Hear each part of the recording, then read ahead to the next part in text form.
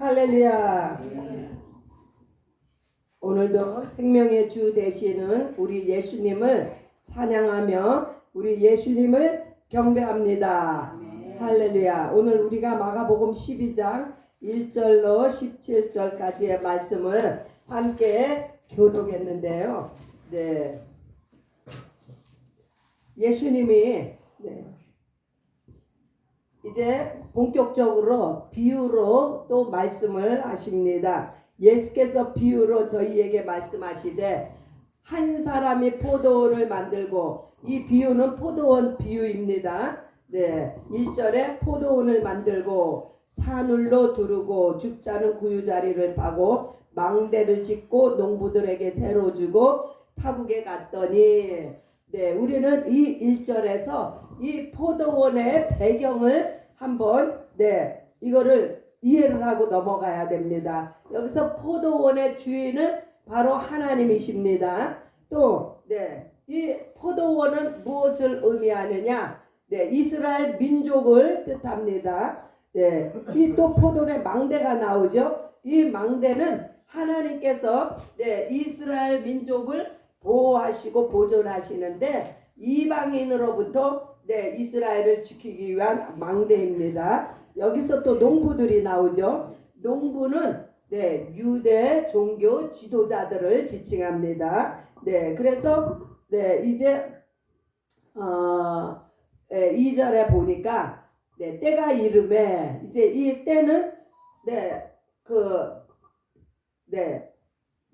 주인이 이제 그 소출을 받으려는 때가 이르러서 농부들에게, 그러니까 그 유대 종교 지도자들에게 포도원 소출 얼마를 받으려고 한 종을 보내니, 여기서 보냄을 받은 종은 누구냐면요, 구약의 대선지자들이에요. 구약에 많은 유명한 선지자들이 있었죠. 저희가 종을 잡아 심히 때리고 거저 보내었거늘. 구약에 선지자들이 누가 있어요? 엘리야가 있었고, 엘리사가 있었고, 예레미야가 있고, 다니엘이 있고, 뭐 무수의 종들이, 이사야가 있고 많이 있었죠. 한 사람 한 사람 이제 하나님께서 그 선지자들을 이스라엘 백성들에게 이제 보내셨어요. 그러나 유대 종교 지도자들이 이스라엘의 기득권층에 있는 이 지도자들이 그 하나님께서 보낸 종들을 이제 잡아 죽이기 시작하는 거예요. 그래서 저희가 종을 잡아 심히 때리고 거저 보내, 처음에는요 때려서 보냈다고 했어요. 4절에 보니까 다시 다른 종을 보내매 그의 머리에 상처를 내고 능욕하였거늘. 이 처음에는 때리더니 이제 막 그냥 능욕을 한 거예요. 그래서 하나님이 또 다른 종을 보내니 저희가 그도 이제는 막 죽였어요. 그를 많은 종들도 혹은 때리고 혹은 죽인지라. 그래서 우리가 한국 속담에도 바늘 도둑이 소도둑 된다는, 이게 처음에는 때리기만 하고 나중에는 욕하고 능욕하더니 이제는 아주 대놓고 죽이는 거. 이게요, 범죄가 점점 대담해지는 거예요. 오히려 한 사람이 있으니 그의 사랑하는 아들이라. 그래서 최후에 하나님께서 이제 종을 보내봐야 안 되니까, 맞아, 내 사랑하는 아들은 상속자예요. 아들이 상속자고 아들은 주인이거든요. 그 주인의 아들을 보냈는데 이 아들을 공경하리라 했어요. 하나님의 기대가. 그래서 예수님이 말씀하시잖아요. 나를 공경하는 자는 아버지를 공경하는 것이니라. 그랬는데 이 아들이 누구예요? 아들이 바로 예수 그리스도이십니다. 그러나 보시겠습니다. 저 농부들이 서로 말하되 이는 상속자니 자 죽이자. 그러면 그 유업이 우리 것이 되리라. 얼마나 이 사람의 마음이 악한지, 상속자를 죽여서 아예 그 포도원을 우리가 그냥 차지하자. 이런 악한 마음을 품고 이에 잡아 죽여 포도원 밖에 내어다. 예수 그리스도를 죽였잖아요. 그래서 포도원 주인이 어떻게 하겠느냐 와서 그 농부들을 질면하고 포도원을 다른 사람들에게 주리라. 이 다른 사람들이 누구예요? 다른 사람들은 바로 이방인 혹은 유대의 남은 자들. 왜? 포로로 잡혀갔다가 돌아온 남은 자들이 있었거든요. 그래서 왜 이렇게 이 이스라엘 백성들이 이 포도원을 왜 이렇게 차지하려고 주인이 보낸 종들도 죽이고 아들도 죽이고 했냐면요. 이스라엘에는 이런 법이 있어요. 왜냐 주인과 그 농부 사이에 3년간의 주인이 3년간을 이 소출을 받아가지 않으면은 그 땅이 소작인의 땅이 된다는 거예요. 그러니 그거를 차지하기 위해서 그러니까 예수 그리스도를 왜 죽였습니까?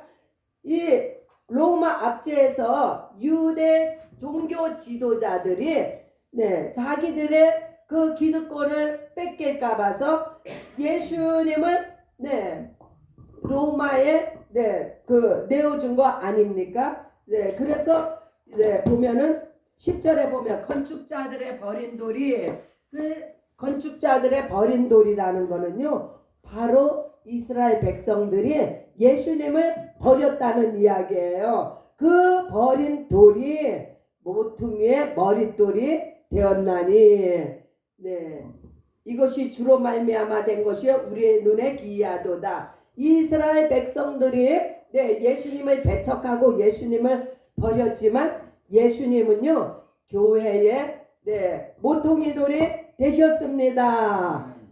교회의 머릿돌이 되셨습니다. 그래서 유대 지도자들에게는 걸림돌이 되었던 예수님이 믿는 자들에게는 하나로 연합되는, 그래서 하나로 연합된다는 것은 바로 머릿돌이 되시는, 머리가 되시는 예수 안에서 하나가 되었습니다. 할렐루야. 그래서 오늘날 우리 이 교회의 주인이 누구십니까? 바로 예수 그리스도. 예수님은 우리 교회의 머리가 되시고 우리는 각 사람은요 이 교회의 지체예요. 각자 받은 바 은사대로 누구는 팔의 역할을 하고 누구는 다리의 역할을 하고, 그래서 한 사람도 쓸모없는 영혼이 없습니다. 우리 교회는요 다 누구라도 다 필요한 그래서 우리가 합력해서 선을 이룬다고 하지 않습니까? 그래서 서로가 서로를 존중하며 귀히 여기시는 우리 모두가 되시기를 예수님의 이름으로 축복합니다. 할렐루야.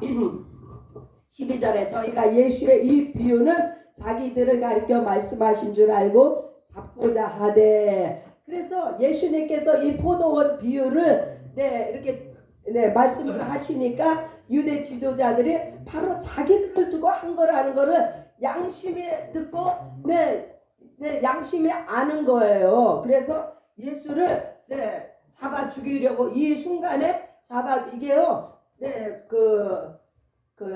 예수님이 잡히시기 3일 전에 일어났던 일이에요. 예수를 잡고자 하되 무리를 두려워하여 예수를 버려두고 가니라. 우리가 여기서 이 유대인들이요 무리를 두려워했다고 했어요. 우리가 지난번에도 또 누가 백성을 무서워하는 사람이 또 예수 11절에 보니까 예수님이 침례 요한이 누구로부터 말미암은 거냐? 하늘로부터 말미암았냐? 사람으로부터 말미암았냐? 그러나 대답을 못해요. 왜요? 백성을 무서워해서 여기 마가복음 11장 32절입니다. 대답을 못해요. 저희가 백성을 두려워하는지라. 이렇게 백성을 두려워하고 여기 12장 12절에서는요 무리를 두려워해서 예수님을 버려두고 갔다고 했습니다. 구약에도 보면은 백성을 무서워해서 망친 사람이 한 사람이 나오는데 우리가 이것도 짚고 한번 살펴봅니다. 사무엘상 15절을 우리가 한번 좀 봅니다. 사무엘상 15절. 사무엘상 15절에 22절에서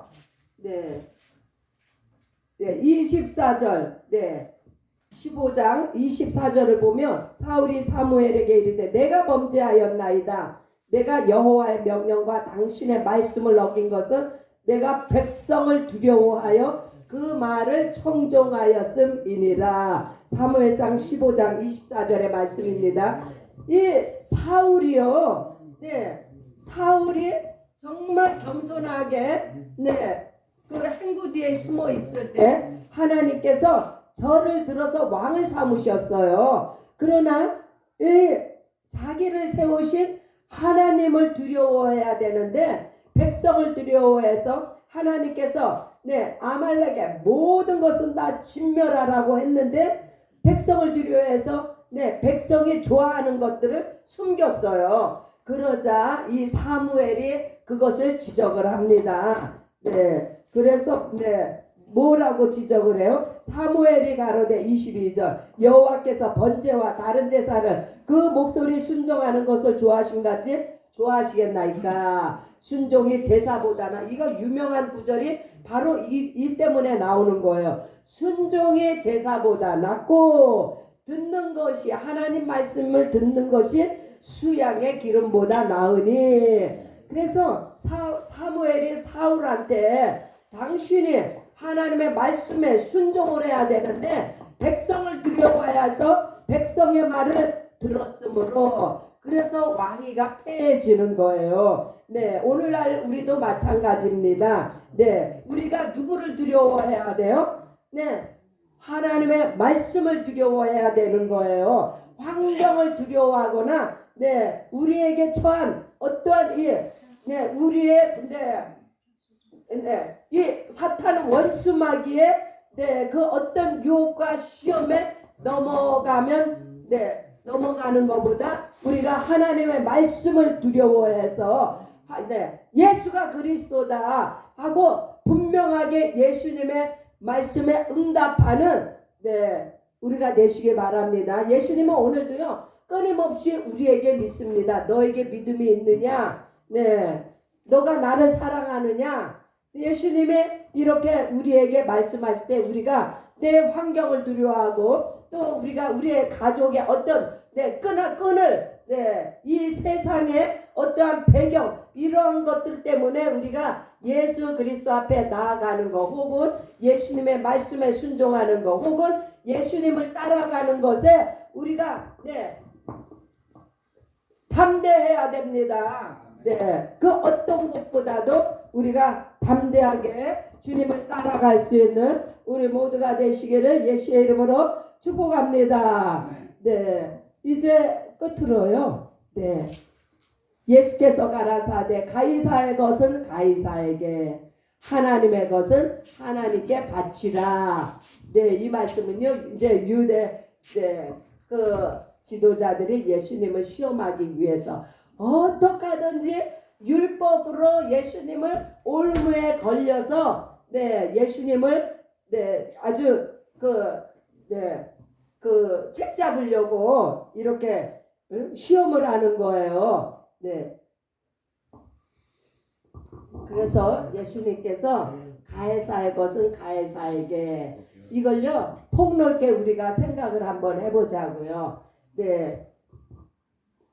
우리가 이 세상에서 우리가 뭐 심취하는 것이 있습니까?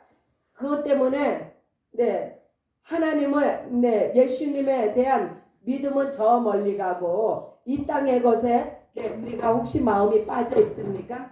그러나 이 땅의 것은 예수님이 말씀하셨죠. 죽은 자는 죽은 자들로 장사하게 해라. 이 세상은요 이미 하나님 앞에 죽은 세상이에요. 생명이 없는 죽은 세상이에요. 그래서 하나님께서 가해사의 것은 가해사에게, 너희가 이 땅에 살고 있는 한은 가해사의 것은 가해사에게 바치고, 하나님의 것이 뭐예요?